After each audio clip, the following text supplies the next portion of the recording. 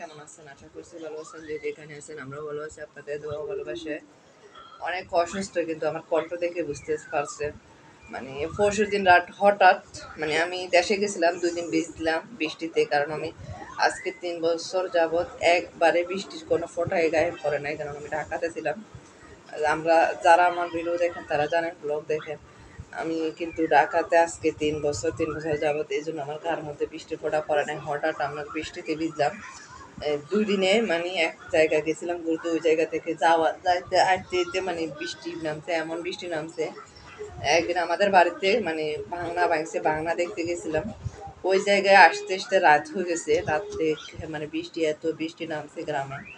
তো বৃষ্টিতে ভিজে ভিজে আসতে হলো। আবার একদিন আমার শ্বশুর বাড়ি, আমাদের বাগান ছিল, ওই বাগান দেখতে যাই আবার ওই বৃষ্টিতে আবার ভিজতে হলো। তারপরে এইরকম, তখন আমি অসুস্থ ছিলাম না, তখন আমি অসুস্থ হই নাই ঢাকাতে আসার আগের দিনের ঘটনা আমার শ্বশুর বাড়িতে তখন। এখন ঢাকাতে আসার পরে পরশু দিন রাত ভালোর মধ্যে আমার এত অসুস্থ, হঠাৎ আমার শরীরের মধ্যে মানে কে যেন আঘাত করছে, এমন অবস্থা হয়ে গেছে। শরীরে আমার কামড়াইয়া মানে কেমন জানি একটা ব্যথা, এমন ব্যথা লাগবে এইভাবে টিপলে মানে আমার শরীরটা ভালো লাগবে এমন হয়ে গেছি। তো সাথে সাথে আপনাদের ভাইয়া আমি ঢাকা আসা পর্যন্ত কিন্তু আমার বাড়িতে থাকতে, আমার সাথে সাথে আমি ওষুধ খাইতাম না ডাক্তার দেখানো পর্যন্ত। 2-1 দিন লেগে যাইতো ঢাকাতে আসার পর থেকে। কারণ আমি একলা সংসার, জানে, রান্না বাড়ি করতে হবে, বাড়িতে সামলানো সব কিছু আমার। মানে সে আমাকে বিছনায় শুতে মানে শোয়ার মতো এরকম অবস্থা হওয়ার আগে সাথে সাথে মানে একটু খারাপ লাগে বললে রাত যত রাত হোক না কেন ওষুধ আনিয়া সাথে সাথে খাওয়াই। আর আমাদের বাসা থেকে আমাদের দোকানপাট, ফার্মেসি সবই কাছে, 1-2 মিনিটের মানে রাস্তা। তো এই জন্য গল্লি থেকে বাইরে হলে মানে সামনে আমাদের 2 বিল্ডিংয়ের পরে মানে রোডে আমাদের ফার্মেসি। তো যখন তখন আমার যে কোনো আমার ওষুধ অথবা আমার বাচ্চাদের কোনো অসুস্থ হলে তখন তখন সাথে সাথে আমাদের ওষুধ চটপট ওষুধ খাওয়াইয়া মানে সুস্থ করে রাখার চেষ্টা করে আপনাদের ভাইয়ে।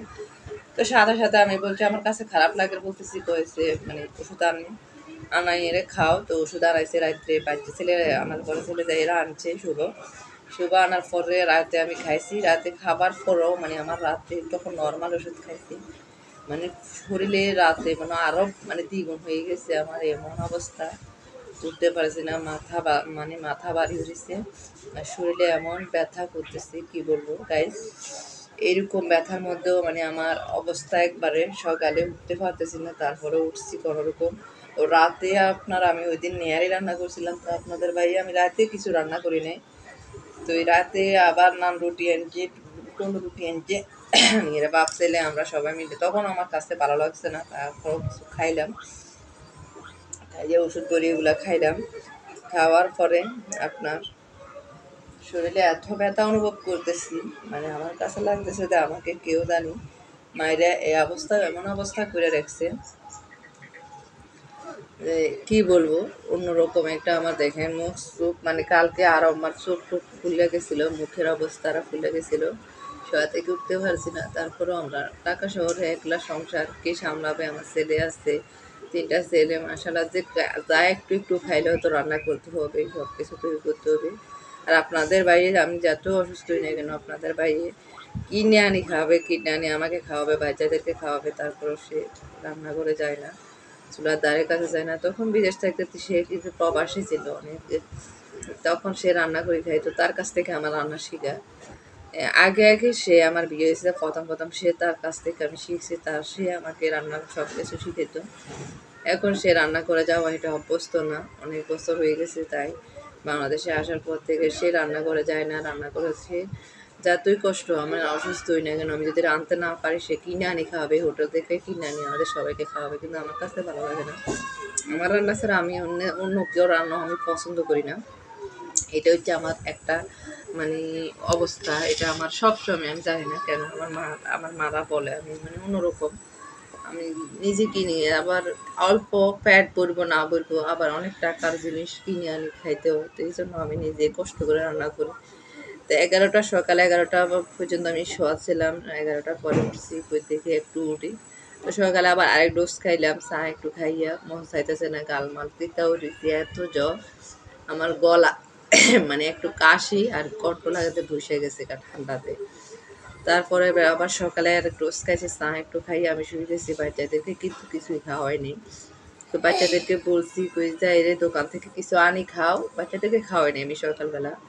তো বাচ্চারা মানে দোকান থেকে কি কেক না বন রুটি মনে হয় কি মেলা বন রুটি এগুলা নিয়ে 3টা খাইছে, চা বানাই নাই। তো সকালে 11টার দিকে উঠছি, শুভ বলতেছে আম্মা আমি কাজ করি তুমি না, কিন্তু আমার শুভ সত্যি এখনো মানে যতটুকু আমার ছেলে 11 বছর বয়সে মানে একটু মানে এত শর্ট, সে একবারে হ্যাঁ মানে হালকা পাতলা আর হচ্ছে মানে খাটো লাগে তাকে। 11 বছর বয়স চলতেছে, সে বলতে আম্মু আমি করি, আমি করি না, তুমি করতে গেলে আমার জন্য আরো দ্বিগুণ কাজ বাড়াই দিবা, কারণ তুমি হঠাৎ কাজ করতে গেলে তুমি পারবে না। তারপরে সে ঘর মানে গুছাইছে, বিছনা গুছাইছে, আপনার ঘর ঝাড়ু দিচ্ছে, ঘর ঝাড়ু দিচ্ছে কি ঝাড়ু মানে এখানে দিচ্ছে ওইখানে দেয় না এরকম।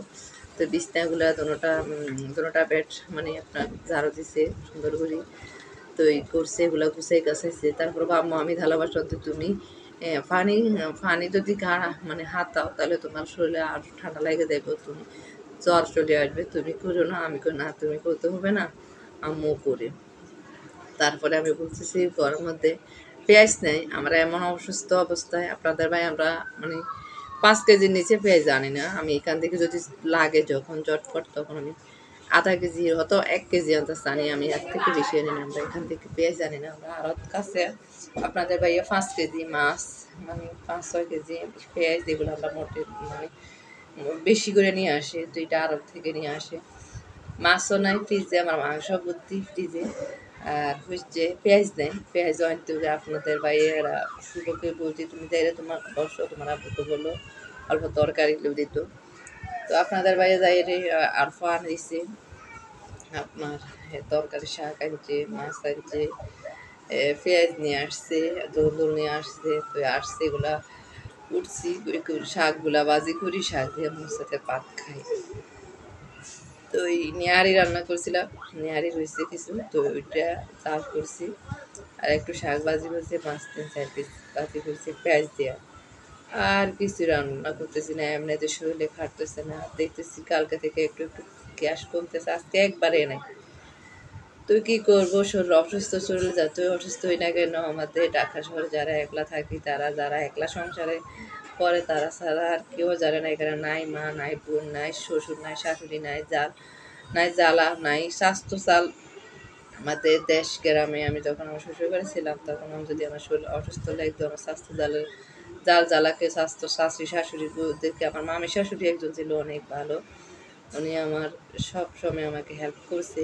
আমার বিয়ে হয়েছে, অল্প বয়সে আমার বিয়ে হয়েছে, আমার শাশুড়ি মামতো মামি শাশুড়ি অনেক হেল্প করছে আমাকে, ওনাকে আমি অনেক সম্মান করি, অনেক শ্রদ্ধা করি, উনি আমাকে অনেক হেল্প করেছে। কিন্তু ঢাকা শহরে আমাদের এমন অবস্থা, এমন এমন বাসা আছে রুমের পানিও দেয় না। এখন আমি সেম হয়ে গেছি, কারণ যার যেখানে যায় সেখানে তেমন হতে হবে। আমি এখন আমার সত্যি কথা আমার রুমে আমি দরজা লাগাই আমার ফ্ল্যাটে আমি থাকি, আমি কারো কাছে কারো জিনিসে মানে কিছু করি না। দেখেন আমার সব রয়েছে এখনো কাপ সকালে খাওয়াইয়ে দেখেন কাপ বিস্কুট মানে সব কিছু রয়েছে। তো সবাই দোয়া করবেন আমার জন্য, আমি যত তাড়াতাড়ি সুস্থ হয়ে যাই। অনেক অসুস্থর মধ্যেও সংসার, আমাদের মেয়েদের এমন অবস্থা সংসারের জন্য, সংসারের মায়ে আমরা উঠে যেতে হয় যাতে অসুস্থ হই না কেন। আর আপনাদের বাইরে তো অনেকগুলা আম আনারস, অসুস্থ দেখে আমি কিছু খাইতেছি না। তো দেখেন আনারস নিয়ে আসছে, দেখেন আনারস নিয়ে আসছে 3টা, আমার খাইছি সব রয়েছে এখানে। দেখেন আনারস নিয়ে আসছে, আম নিয়ে আসছে অনেকগুলা, কালকে আম নিয়ে আসছিল অনেকগুলা, আপনার 2জনে মিলে 1 ক্যারেট আম নিয়ে আসছিল, 2জনে মিলে 1 ক্যারেট আম নিয়ে আসছে। আর বিস্কিট দিয়ে, আমি সকালে বিস্কিট দিয়ে চা খাইছি, কিছুই খাইতে মন চাইতেছে না, রাত্রিতে উঠেছে জ্বর হলে জানেন আপনারা।